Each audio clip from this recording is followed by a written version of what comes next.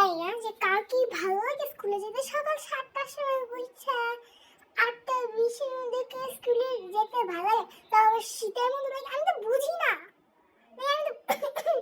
আমি তো বুঝতেছি না যে শীতের মধ্যে কেউ কি 7 ঘন্টা 8 ঘন্টা স্কুলের মধ্যে থাকতে চায়?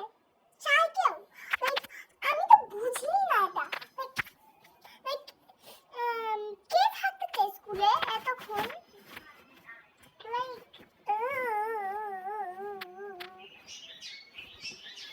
স্কুলে যাব, স্কুলে গেলেও 10টা 12টা সময় যেন স্কুল খুলে পায় না, তাহলে একটু ঘুমাইতে পারে স্টুডেন্ট ক্লাসে। আর এত ভারী এই হোমওয়ার্ক দেওয়া কি বৃহস্পতিবারে? কি আমরা কি মানুষ না, নাকি স্টুডেন্ট নাকি মানুষ না যে সারাদিন খালি এই চালু করবে, এই সেই বুঝি না কিছু রে বাপ।